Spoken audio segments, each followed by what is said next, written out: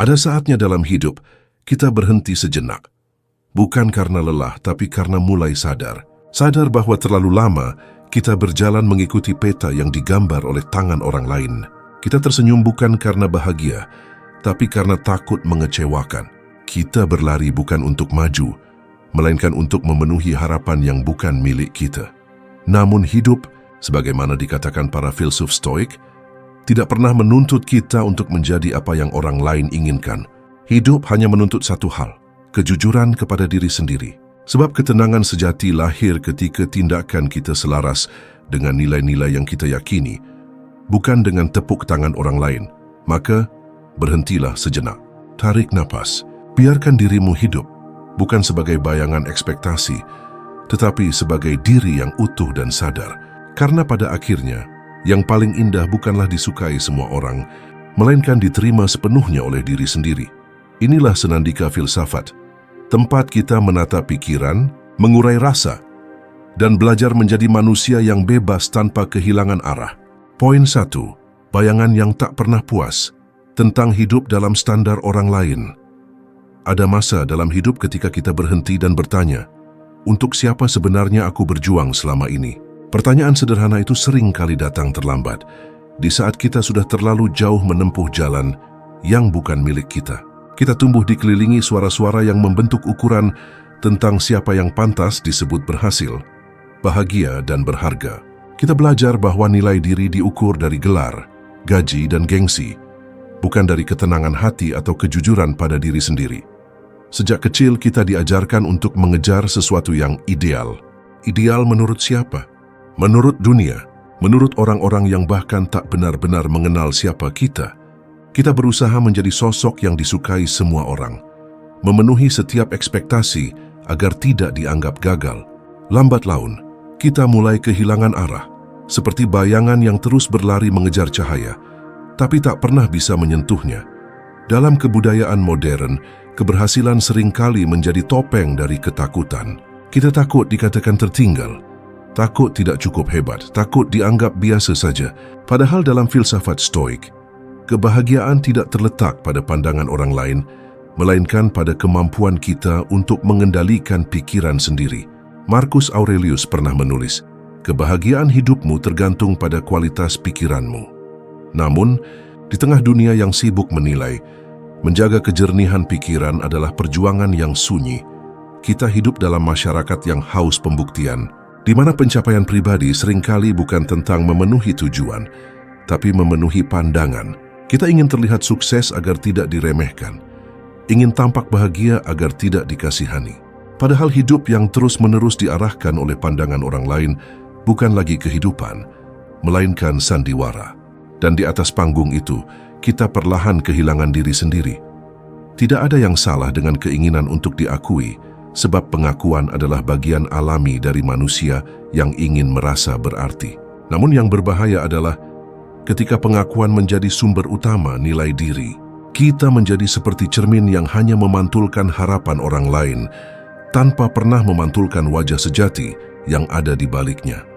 Mungkin inilah saatnya untuk menepi, untuk menoleh ke dalam dan bertanya dengan jujur, apakah yang selama ini aku perjuangkan benar-benar milikku atau hanya warisan dari tuntutan dan perbandingan yang ditanamkan sejak lama?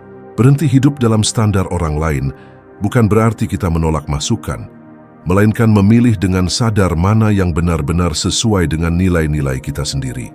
Hidup yang otentik bukanlah hidup tanpa kritik, tetapi hidup yang tidak lagi dikendalikan oleh ketakutan akan penilaian. Kita tidak perlu selalu menjadi yang paling hebat, tidak harus memiliki segalanya untuk merasa cukup. Kita hanya perlu menjadi jujur pada diri sendiri, pada jalan yang kita tempuh, pada tujuan yang mungkin kecil di mata dunia, tetapi besar di hati kita. Bayangan yang tak pernah puas itu akan selalu ada. Suara yang berbisik, membandingkan, meragukan, menuntut. Namun seiring waktu, kita akan belajar bahwa kebahagiaan tidak pernah lahir dari pembuktian, melainkan dari penerimaan. Dan di saat kita berhenti hidup demi memenuhi standar orang lain, hidup perlahan terasa ringan. Bukan karena beban hilang, tetapi karena kita akhirnya memanggul beban yang memang milik kita sendiri. Poin 2. Di persimpangan cinta dan pengakuan. Ada hal yang sering kali kita lupakan dalam perjalanan mencintai seseorang, bahwa cinta sejati tidak selalu lahir dari keinginan untuk memiliki, tetapi dari keberanian untuk memahami. Namun di zaman yang serba cepat ini, cinta sering kehilangan kesabarannya. Ia berubah menjadi ajang pembuktian, arena di mana pengakuan lebih sering dicari daripada kedalaman. Kita hidup di masa di mana cinta tak lagi sekadar soal hati, melainkan juga tentang citra. Tentang bagaimana hubungan itu terlihat di mata orang lain. Kita ingin hubungan yang ideal, bukan karena benar-benar bahagia, tetapi agar orang lain melihat bahwa kita juga berhasil dalam hal cinta. Padahal, keberhasilan dalam cinta bukan diukur dari seberapa banyak foto yang diunggah, seberapa romantis kata-kata yang diposting, atau seberapa sering dunia tahu bahwa kita saling memiliki, melainkan seberapa dalam kita mengenal satu sama lain. Bahkan dalam diam, seringkali kita mencintai bukan karena hati kita memilih, tetapi karena kita takut sendirian.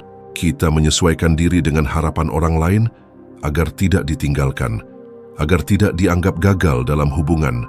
Dalam ketakutan itu, kita mulai kehilangan keaslian diri, menahan kata-kata, menyembunyikan luka, memanipulasi senyum. Cinta berubah menjadi topeng yang kita pakai agar tetap diterima. Namun cinta yang tumbuh dari ketakutan akan kehilangan bukanlah cinta yang sehat. Ia seperti bunga yang mekar di tanah kering, indah di permukaan tapi rapuh di dalam. Dalam filsafat Stoik, cinta tidak dimaknai sebagai kepemilikan melainkan penerimaan. Kita hanya bisa benar-benar mencintai seseorang ketika kita tidak lagi berusaha menjadikannya cermin dari kebutuhan kita akan validasi. Banyak dari kita hidup di persimpangan ini antara ingin dicintai dan ingin diakui. Dua hal yang tampak serupa, namun hakikatnya berbeda. Cinta sejati mengajarkan keberanian untuk melihat dan menerima seseorang apa adanya. Sedangkan pengakuan menuntut agar kita dilihat dengan cara tertentu. Yang satu membebaskan, yang lain menjerat. Kadang tanpa sadar, kita menjadikan cinta sebagai ladang untuk mengobati luka-luka lama. Kita berharap seseorang datang untuk mengisi ruang kosong dalam diri kita, untuk menenangkan ketidakamanan yang tak pernah kita damaikan. Tetapi mencintai dari luka hanya akan melahirkan luka baru, sebab tidak ada seorang pun yang bisa menyelamatkan kita dari kekosongan yang berasal dari dalam. Cinta bukan tentang menuntut orang lain untuk melengkapi kita, melainkan tentang berjalan bersama. Dua jiwa yang masing-masing sudah utuh, namun memilih saling memahami.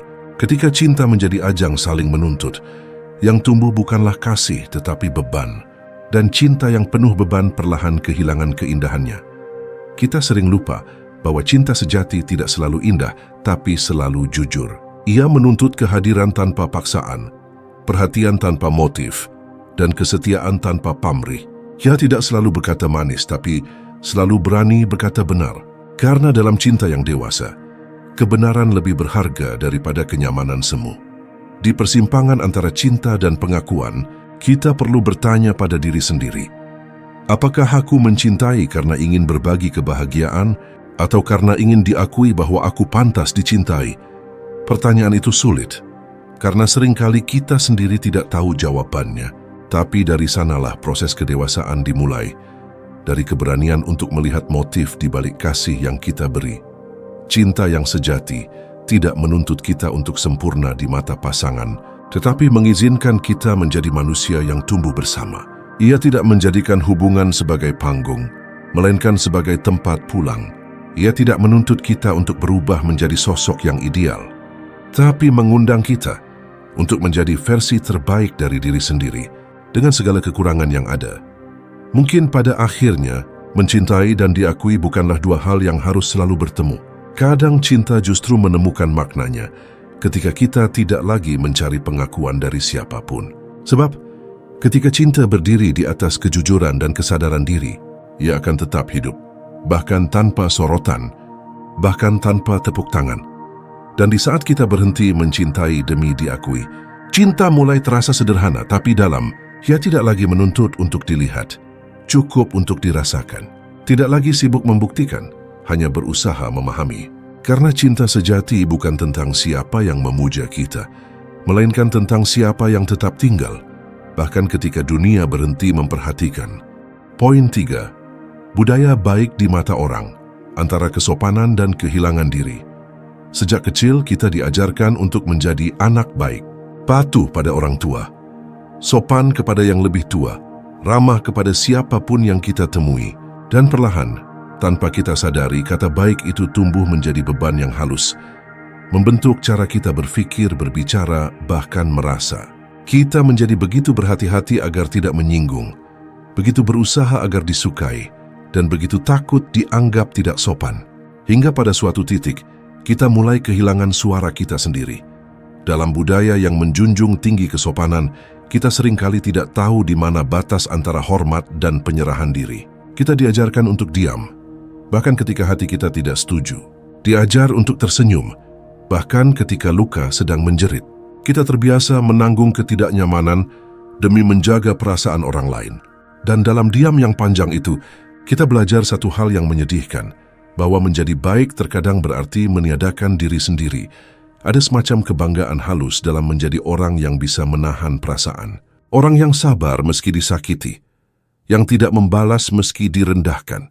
Namun dalam bayangan kesabaran itu, seringkali tersembunyi luka yang tidak sempat disembuhkan. Kita terus menahan, menelan, dan memaafkan, bukan karena sudah berdamai, tapi karena takut kehilangan label orang baik. Padahal, kebaikan sejati tidak lahir dari ketakutan. Ia tumbuh dari kesadaran. Kesadaran bahwa menghargai orang lain tidak berarti menghapus diri sendiri, dan bahwa menghormati bukan berarti menanggung semua yang tak pantas kita terima. Kita hidup di masyarakat yang sering kali lebih menghargai kepatuhan daripada kejujuran. Orang yang jujur dianggap kasar, yang tegas disebut sombong, dan yang memilih diam disebut bijak. Akibatnya, banyak dari kita yang memilih hidup di bawah bayang-bayang persepsi, mencoba menjadi versi baik yang sesuai dengan standar orang lain. Kita menekan emosi, menghapus keinginan, bahkan memalsukan pendapat hanya agar tetap diterima. Namun adakah artinya kebaikan yang membuat kita kehilangan diri? Adakah gunanya kesopanan yang membuat kita hidup dalam kepura-puraan? Filsafat Stoik mengajarkan keseimbangan antara kendali diri dan kejujuran hati. Marcus Aurelius pernah menulis, "Jangan biarkan pikiran orang lain menjadi tempat tinggal bagimu." Kita tidak bisa mengatur apa yang orang pikirkan tentang kita, tetapi kita bisa memilih untuk hidup dengan integritas, bukan dengan citra. Menjadi sopan itu penting, tetapi menjadi jujur lebih penting. Sebab, kesopanan tanpa kejujuran hanyalah kepura-puraan yang dibungkus indah. Dan jujur tanpa sopan adalah kejujuran yang kehilangan empati. Keduanya perlu berjalan beriringan agar kebaikan tidak berubah menjadi topeng dan kejujuran tidak menjadi senjata. Ada saatnya kita harus berani berkata tidak. Tidak untuk permintaan yang melewati batas. Tidak untuk hubungan yang membuat kita terus mengecilkan diri. Tidak untuk harapan orang lain yang menuntut kita berhenti menjadi diri sendiri. Dan berkata tidak membuat kita jahat. Justru itu tanda bahwa kita mulai sehat. Masyarakat mungkin akan menganggapmu berubah. Orang-orang mungkin akan berkata, kau kini lebih dingin, lebih keras, atau lebih egois. Tapi ketahuilah, terkadang perubahan yang tampak keras di luar justru lahir dari proses penyembuhan yang lembut di dalam. Kita tidak bisa menyenangkan semua orang, dan kita tidak perlu melakukannya. Karena setiap kali kita memaksa diri untuk tampak baik di mata semua orang, kita sedang menunda kesempatan untuk benar-benar mengenal diri sendiri. Jadilah orang baik, tapi bukan karena takut dicap buruk. Berbuatlah baik, tapi bukan karena ingin dipuji. Dan jika suatu saat kau harus memilih antara kesopanan yang membungkam dan kejujuran yang mungkin menyakitkan, pilihlah kejujuran yang lembut. Sebab kebenaran yang diucapkan dengan hati yang tenang akan lebih bermakna daripada kesunyian yang penuh kepura-puraan. Pada akhirnya, kebaikan sejati tidak butuh pengakuan, karena ia akan tetap hidup, bahkan ketika tidak ada yang melihatnya. Dan ketika kita berhenti berusaha menjadi baik di mata orang, kita mulai menjadi baik dalam arti yang sebenarnya, bukan karena dunia memintanya, tetapi karena hati kita sudah memilihnya. Poin 4. Lelah menjadi sempurna, luka yang datang dari perfeksionisme. Ada kelelahan yang tak tampak di wajah, namun terasa berat di dada. Kelelahan yang lahir bukan karena bekerja terlalu keras, tetapi karena terus mencoba menjadi sempurna. Kita hidup di zaman yang menjadikan kesempurnaan sebagai tujuan hidup, seolah nilai manusia diukur dari seberapa tanpa cacat ia terlihat. Sejak kecil kita sudah diajarkan bahwa baik saja tidak cukup. Kita harus menjadi yang terbaik di sekolah, di pekerjaan, bahkan dalam hal mencintai. Kita diajarkan untuk memperbaiki diri tanpa henti. Namun jarang diajarkan bagaimana menerima diri apa adanya. Kita terus berlomba, bukan lagi untuk bertumbuh tapi agar tidak kalah. Perfeksionisme sering datang dengan wajah yang tampak mulia, disiplin, ambisi, tanggung jawab. Namun di baliknya, tersembunyi ketakutan yang halus, takut gagal, takut salah, takut tidak dianggap cukup. Dan ketakutan itu perlahan menciptakan luka yang dalam, karena setiap keberhasilan hanya terasa sebentar, sebelum digantikan oleh tuntutan baru. Dalam keheningan malam, banyak jiwa yang tampak kuat di siang hari, sebenarnya sedang runtuh dalam diam. Mereka yang selalu terlihat baik-baik saja, justru sering paling lelah. Sebab topeng kesempurnaan adalah beban yang tak mudah ditanggalkan. Begitu kita melepaskannya, kita takut dunia akan melihat betapa rapuhnya kita sebenarnya. Kita lupa bahwa manusia memang tidak diciptakan untuk sempurna. Kita diciptakan untuk belajar, untuk jatuh, untuk bangkit, dan terus tumbuh. Namun masyarakat modern seringkali tidak memberi ruang bagi kesalahan. Kesalahan dianggap kelemahan, padahal justru di sanalah kebijaksanaan tumbuh. Dalam stoikisme, kegagalan bukanlah akhir, melainkan guru yang paling jujur. Epictetus pernah berkata, apapun yang terjadi, terimalah dengan tenang, karena yang terjadi bukan musuhmu, melainkan bagian dari perjalananmu. Tapi bagaimana bisa tenang jika setiap langkah terasa diawasi? Di dunia yang menuntut kesempurnaan, bahkan kebahagiaan pun kini diperlombakan. Kita harus tampak sukses, tampak bahagia, tampak berdaya, padahal dalam diri kita sendiri mungkin sedang berjuang hanya untuk bertahan. Perfeksionisme membuat kita lupa bahwa nilai diri tidak ditentukan oleh hasil, melainkan oleh kejujuran dalam proses. Kesempurnaan sejati bukan ketika kita tidak pernah gagal, tetapi ketika kita mampu berdamai dengan kegagalan itu tanpa kehilangan arah. Namun berdamai tidak berarti menyerah. Berdamai adalah ketika kita mulai mengizinkan diri untuk beristirahat tanpa rasa bersalah, ketika kita menerima bahwa kadang tidak semua hal bisa berjalan sesuai rencana, dan itu tidak membuat kita kurang berharga. Kita semua manusia biasa, dengan luka, ketakutan dan keraguan yang tak selalu harus disembunyikan.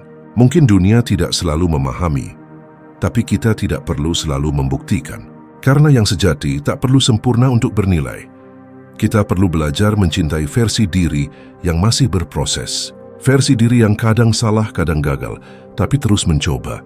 Sebab kesempurnaan bukanlah tujuan akhir, melainkan hasil samping dari kejujuran dan ketulusan.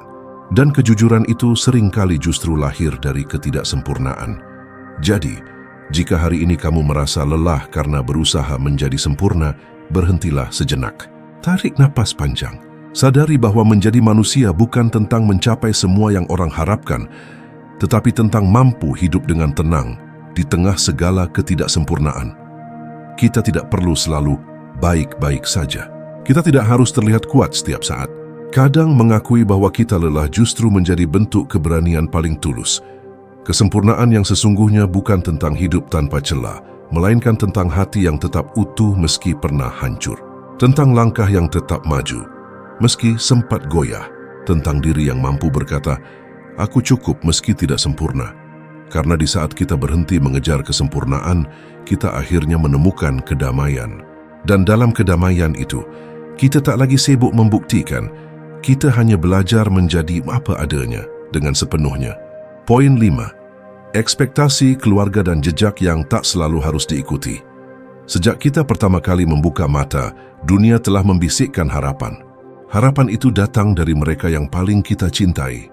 Keluarga, orang tua, saudara dan lingkungan terdekat. Tanpa sadar menanamkan standar tentang siapa kita seharusnya. Bagaimana kita harus bertindak, apa yang harus dicapai, dan kemana langkah kita seharusnya mengarah. Awalnya, tuntutan itu tampak wajar, bahkan menjadi bentuk cinta. Orang tua ingin anaknya sukses, dihargai dan bahagia. Mereka menuntun dengan cara mereka sendiri, berdasarkan pengalaman dan kepercayaan yang mereka pegang. Namun seiring bertumbuh, tuntutan itu terkadang menjadi bayangan yang menekan. Kita mulai hidup tidak sepenuhnya untuk diri sendiri. melainkan untuk memenuhi harapan yang bukan selalu sejalan dengan hati kita. Dalam budaya modern, tekanan itu semakin kompleks. Kita dihadapkan pada berbagai definisi kesuksesan, pendidikan tinggi, pekerjaan bergengsi, rumah impian, dan pencapaian yang terlihat di mata publik. Kita merasa gagal jika jejak kita tidak sejalan dengan jejak orang tua, padahal mungkin arah itu bukanlah jalan yang ingin kita lalui, sehingga banyak dari kita yang berjalan di jalur yang sempit mengorbankan mimpi, kebebasan, dan kadang kebahagiaan hanya untuk memenuhi ekspektasi keluarga. Kita menjadi pandai membaca harapan orang lain. Harus begini, jangan begitu, lakukan itu. Kita mendengar tapi jarang menanyakan, apakah aku benar-benar ingin ini? Dan di tengah kebisingan tuntutan itu, suara hati sendiri seringkali tenggelam. Stoikisme mengingatkan kita bahwa kebahagiaan lahir dari kedamaian batin, bukan dari persetujuan orang lain. Epictetus berkata, jangan biarkan apa yang bukan milikmu menguasai pikiranmu. Ekspektasi orang lain, betapapun tulusnya, bukanlah milik kita. Mengikuti jejak yang dipaksakan bukan tanda bakti, tetapi bisa menjadi bentuk penyangkalan diri yang berbahaya. Namun membebaskan diri dari ekspektasi keluarga tidaklah mudah.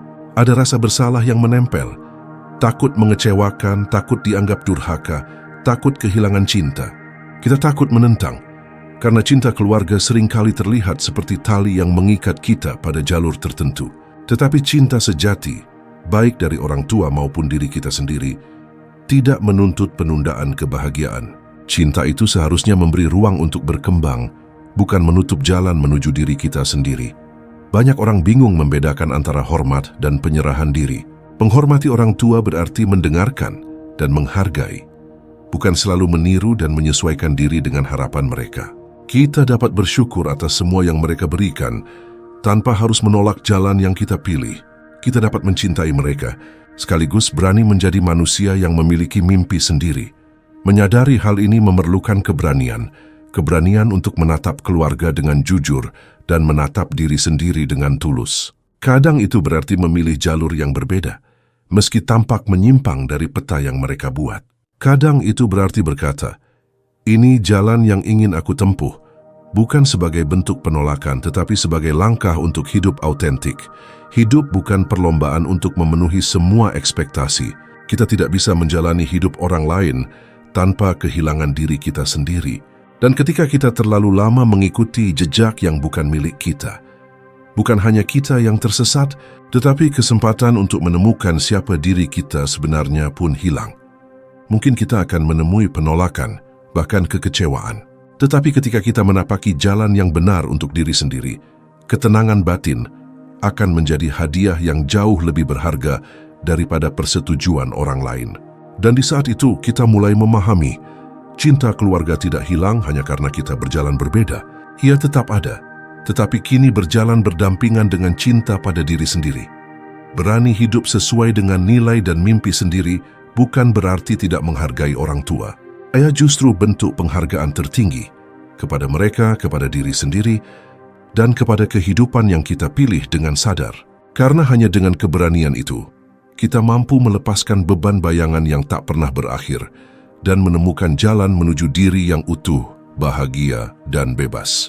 Poin 6. Antara batas dan empati. Seni menolak tanpa rasa bersalah. Hidup seringkali menuntut kita menjadi manusia yang serba bisa. Manusia yang selalu siap mendengar, selalu siap membantu, selalu siap hadir. Kita diajarkan bahwa empati adalah keutamaan, bahwa kebaikan adalah kewajiban, bahwa menolak adalah bentuk keegoisan. Dan perlahan tanpa sadar, kita mulai memandang tidak sebagai kata yang menakutkan, sehingga kita mengorbankan diri sendiri demi menjaga perasaan orang lain. Namun kenyataannya, batas bukanlah penghalang bagi empati. Batas adalah garis yang menjaga agar kebaikan tetap tulus bukan karena terpaksa atau takut ditinggalkan. Ketika kita tidak mampu menolak dengan bijak, bukan hanya diri sendiri yang tersakiti, tapi kebaikan yang kita berikan pun kehilangan makna. Banyak dari kita yang merasa bersalah saat mengatakan tidak. Rasa bersalah itu muncul karena kita takut dianggap kasar, egois, atau tidak peduli. Padahal menolak bukan berarti kita berhenti peduli. melainkan kita memilih menjaga energi, waktu, dan hati agar tetap utuh. Empati yang sehat harus dimulai dari empati pada diri sendiri, karena hanya hati yang utuh yang mampu memberi tanpa merasa terbebani. Di dunia modern yang serba cepat, tuntutan untuk selalu hadir semakin berat. Teman membutuhkan waktu kita, pekerjaan menuntut kesediaan ekstra, keluarga ingin perhatian lebih, kita ingin menyenangkan semua orang. Tapi tubuh dan jiwa kita memiliki batas. Ketika kita terus menolak batas itu, kita perlahan kehilangan kendali atas hidup kita sendiri. Kelelahan, stres, dan rasa frustrasi muncul bukan karena kita egois, tapi karena kita hidup untuk memenuhi ekspektasi orang lain tanpa henti. Stoikisme mengajarkan bahwa kebahagiaan lahir dari kendali diri. Kita tidak bisa mengendalikan orang lain, namun kita bisa mengendalikan diri sendiri. Menolak dengan tegas adalah bentuk pengendalian yang luhur. Ia tidak hanya melindungi kita dari kelelahan, tetapi juga menjaga kualitas hubungan. Karena empati yang diberikan tanpa batas seringkali justru berakhir dengan kemarahan, kekecewaan, atau kebencian. Seni menolak tanpa rasa bersalah bukan berarti menutup hati. Ia berarti berani berkata jujur bahwa saat ini kita tidak mampu atau tidak seharusnya melakukan apa yang diminta. Menolak dengan lembut tanpa menyakiti adalah bentuk kebaikan yang paling tulus. Kita mengakui keterbatasan diri, namun tetap peduli, mengirimkan sinyal bahwa cinta dan perhatian kita tidak hilang, hanya disalurkan dengan cara yang lebih sehat. Banyak orang takut kehilangan hubungan ketika menolak. Mereka khawatir dikritik atau dicap tidak pengertian. Namun kenyataannya, hubungan yang sehat justru tumbuh ketika batas dihormati. Orang yang benar-benar peduli tidak akan membenci karena kita mengatakan tidak, melainkan mereka belajar menghargai kejujuran dan integritas kita. Menolak bukan tentang ego, tetapi tentang kesadaran. Kesadaran bahwa hidup memiliki ruang terbatas, waktu terbatas, dan energi yang terbatas. Memberi diri sendiri kesempatan untuk bernapas, memulihkan tenaga, dan menjaga hati adalah langkah penting agar kita tetap mampu memberi dengan sepenuh hati. Kita harus belajar melihat tidak sebagai kata yang membebaskan, bukan mengekang. Dengan menolak tanpa rasa bersalah, kita menanam benih kejujuran dan keutuhan.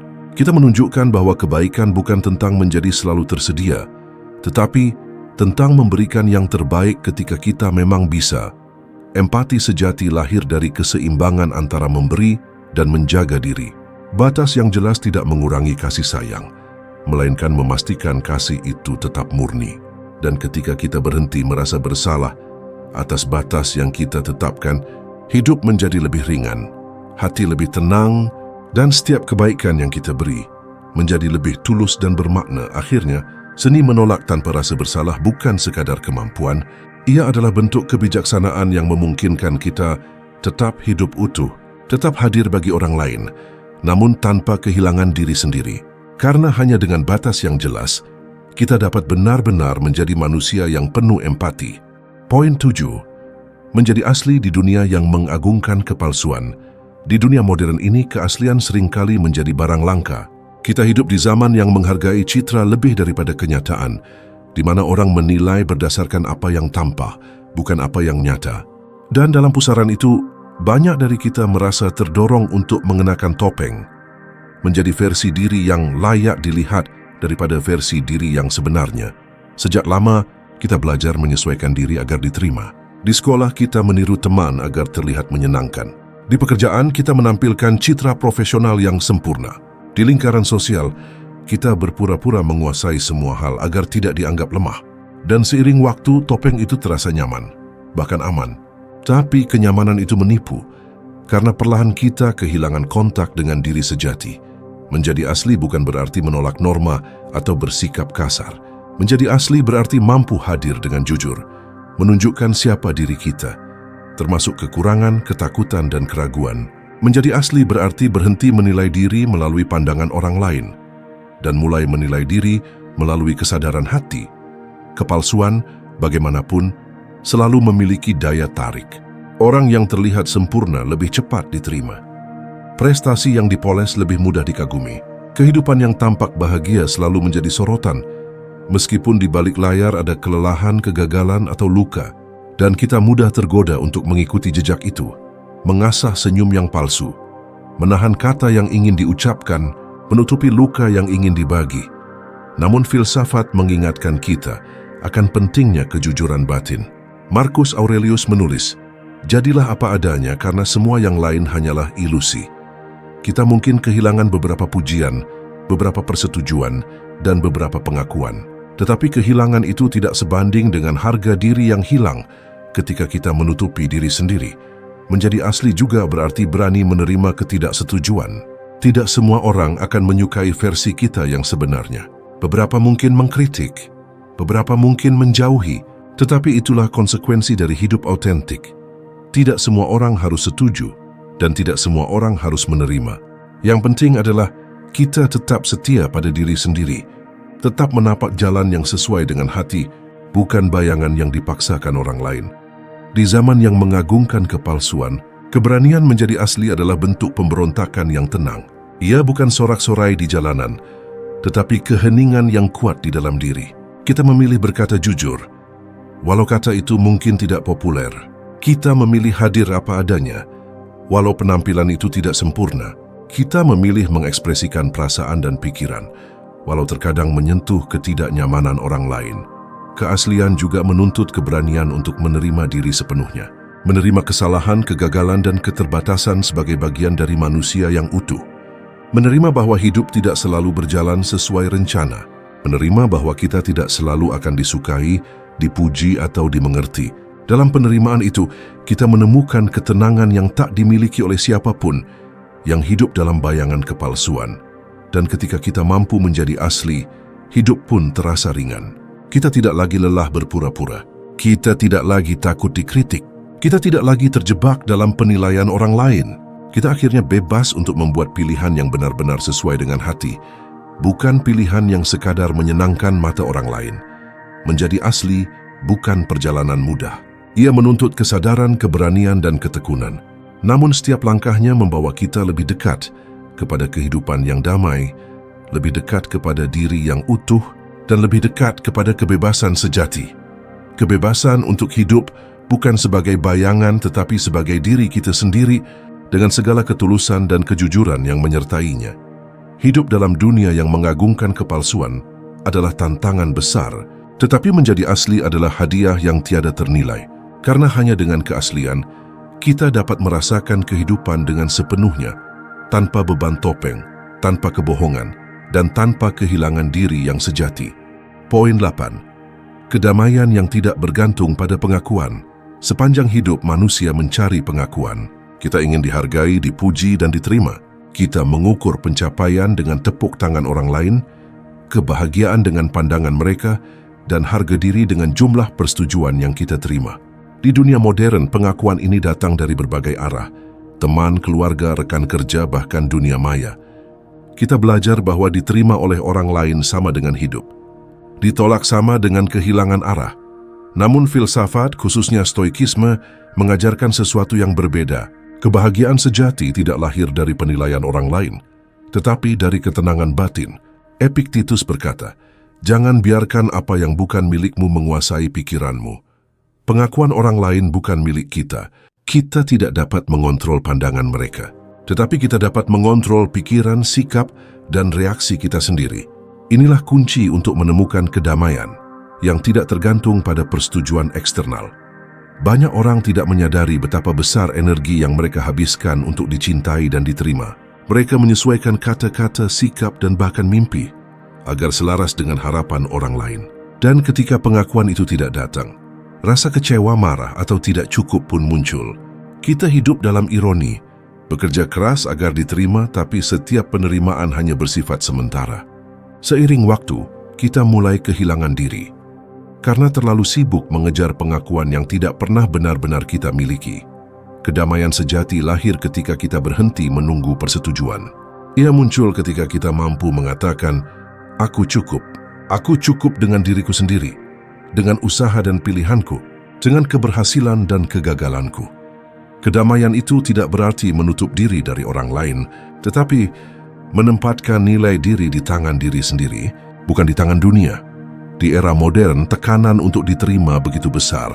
Media sosial membanjiri kita dengan kesan hidup yang sempurna, Sementara budaya kerja memuji pencapaian yang mengagumkan dan bahkan lingkungan sosial menuntut kesesuaian agar tidak dianggap aneh.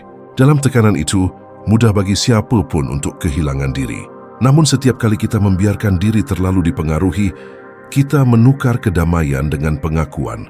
Kita memberi dunia kendali atas ketenangan kita sendiri, dan itu adalah bentuk kehilangan yang paling sunyi. Kedamaian yang tidak bergantung pada pengakuan berarti menerima diri secara utuh, menerima bahwa kita tidak sempurna, bahwa kita memiliki batas, dan bahwa kita tidak selalu harus menyenangkan orang lain. Kita memberi yang terbaik bukan untuk pujian, tetapi karena itu benar, karena itu berarti bagi diri kita sendiri. Kita membuat pilihan berdasarkan nilai dan keyakinan, bukan untuk terlihat hebat di mata orang lain. Hidup yang bergantung pada pengakuan selalu rapuh. Ketika pujian hilang, hati terguncang. Ketika kritik datang, dunia terasa runtuh. Tetapi hidup yang berakar pada kesadaran diri dan nilai batin tidak mudah goyah. Ia tetap tenang di tengah badai penilaian, tetap kuat ketika diterpa opini, dan tetap utuh ketika tidak ada yang memuji. Kedamaian yang sejati juga mengajarkan kita untuk berdamai dengan kesendirian. Tidak bergantung pada pengakuan berarti kita tidak takut menyendiri, karena kita sudah menemukan rumah di dalam diri sendiri. Di kesendirian itu, kita belajar mendengar hati, menenangkan pikiran, dan menghargai perjalanan kita sendiri. Kita menemukan bahwa pengakuan terbaik bukanlah yang datang dari dunia luar, tetapi dari hati yang memahami, menerima, dan mencintai diri sendiri. Ketika kita berhenti hidup demi disukai, ketika kita berhenti mengejar persetujuan, hidup menjadi lebih ringan. Kita tidak lagi terbebani bayangan orang lain. Kita mampu bertindak dengan kebijaksanaan, memberi dengan tulus, dan mencintai tanpa takut kehilangan diri. Dan pada akhirnya, kedamaian yang tidak bergantung pada pengakuan adalah bentuk kebebasan tertinggi. Ia membebaskan kita dari rantai ekspektasi, dari rasa takut ditolak, dari kebutuhan untuk selalu diterima. Ia mengajarkan bahwa nilai kita tidak diukur oleh dunia, tetapi oleh hati yang tenang, oleh pikiran yang jernih, dan oleh keberanian untuk menjadi diri sendiri sepenuhnya.